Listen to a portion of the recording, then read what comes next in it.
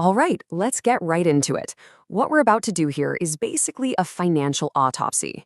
We're going to comb through a century of economic collapses, not based on theories or what ifs, but on cold, hard historical fact. All to answer one single crucial question. When the money itself dies, what's left standing? I want you to just try and picture this. You're in Berlin. It's 1923. You walk into a bakery, and a single loaf of bread costs 200 billion marks. People were literally using wheelbarrows not to carry their groceries, but to haul the mountains of cash they needed to buy them. This isn't some dystopian movie. This actually happened. It's the terrifying reality of hyperinflation. And that really brings us to the absolute core of what we're talking about today. When the entire system you trust, the system that's supposed to store your wealth, just evaporates overnight, what actually has value? What's real, and what's just an illusion we all agreed to believe in? And look, this wasn't some weird one-time event in Germany. It's a pattern that repeats itself over and over. We saw it in Zimbabwe, where they were printing 100 times trillion-dollar banknotes that were worthless. We saw it in Venezuela, where a carton of eggs could cost millions. And, just recently in Lebanon, the currency lost 98% of its value in only 4 years. It's the same story, different place. The thing is, this isn't just random chaos. A currency collapse follows a surprisingly predictable, almost mathematical script. It's a 5-step process that, believe it or not, plays out almost every single time. So let's just walk through it real quick. First, the government spends way more money than it brings in. Classic. Second, to pay the bills, they fire up the printing presses. Brrr. Third, all this new money floods the system, chasing the same amount of stuff, and, surprise, prices explode. Your money buys less.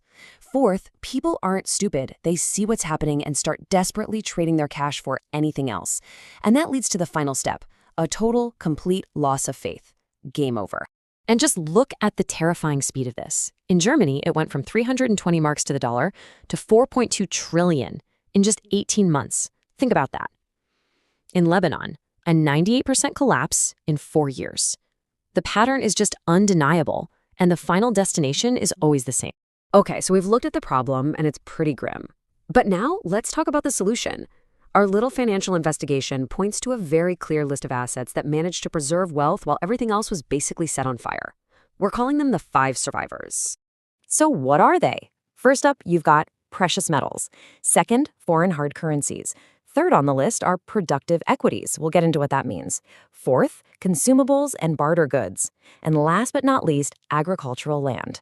Now, let's break down why each of these made the cut. Let's start with survivor number 1, and the choice in Weimar Germany couldn't have been more clear. If you held your wealth in paper marks, you got a 100% wipeout. I mean, total and complete financial annihilation. But if you held gold, you preserved your purchasing power perfectly. An ounce of gold bought the same basket of goods before, during, and after the crisis. And here's the most important thing to get about precious metals. They are the asset that governments cannot just print into existence. Their job isn't to give you a 10% return. Their job is to stop you from going to zero. Think of it like financial insurance. It's there for when the system itself fails. Okay, survivor number 2 is what you could call the escape valve. It's pretty simple, actually. When your own currency is on fire, you get out and you find one that isn't. You hold a stable, foreign, hard currency. I mean, just listen to this story from the recent collapse in Lebanon. You've got 2 nurses working side by side. One kept her entire life savings in the local Lebanese pound. She lost 98% of her wealth. Just gone. Her colleague, though, had the foresight to save in physical US dollars. She lost nothing. Same job, same amount of savings, completely different currencies. A life-altering difference. Now for our 3rd survivor. And this one's going to sound completely nuts at first. Take a look at this. In 2024, while Venezuela's economy was in an absolute death spiral, its stock market shot up over 3,400%. How in the world is that possible? It seems like it makes 0 sense, right? Well, it actually makes perfect sense when you remember what a stock really is. It's not just a piece of paper or a number on a screen.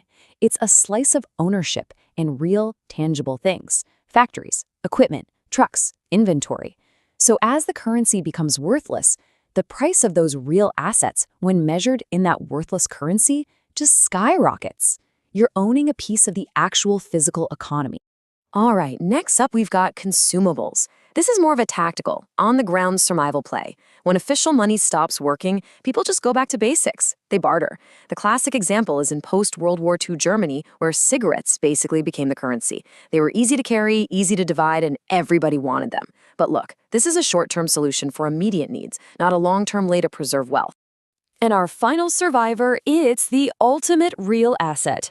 Agricultural land. I mean, its value is about as fundamental as it gets. It produces calories, the one thing humans absolutely cannot live without.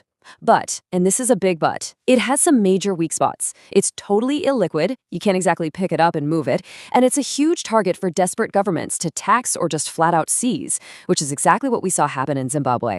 So, just as important as knowing what survives is knowing what gets completely destroyed. And history is brutally, painfully clear on the two assets that are pretty much guaranteed to go straight to zero. You know, this entire lesson from 100 years of history really boils down to one simple choice. In a major collapse, are you a creditor or are you an owner? A creditor is holding a promise to be paid back in a currency that's becoming worthless. An owner, on the other hand, holds the title to a real asset that will outlive the currency itself. So what are these two zeros? First, things like government bonds. Just think about it for a second. You are lending your money to the very government that is destroying the value of that money. It's a guaranteed way to lose. And second, just a simple savings account held in that same dying currency. The number on your bank statement might stay the same, but its power to actually buy anything just vanishes into thin air. And for the people who choose to be creditors in this scenario, the outcome is always the same. It's final. The historical data is crystal clear. The typical loss of wealth is 100%. A total wipeout. There's just no coming back from zero. So why does any of this matter to us, right here, right now? Because these aren't just fascinating stories from long ago or far away. The same financial physics apply everywhere to everyone. The whole trick is to be able to recognize the pattern before the crisis becomes obvious to everyone. So let's try to apply this historical lens to what's happening today. Take a quick look at the long-term trend for the US dollar's role as the world's money. Back in the 70s, it made up about 80% of all global reserves. Today, that number is down around 65%. Now, this is not me screaming the sky is falling, it's just data. It's data showing a slow, steady erosion, a pattern that has, by the way, marked the decline of every single global reserve currency that came before it. Ultimately, the lesson here isn't about panicking. It's about having perspective. It's about understanding that fundamental difference between owning real things and being a lender to a system that might be in trouble. The financial autopsy is done. The blueprint for survival is pretty clear. History has the answers. The only real question left is, are you willing to look?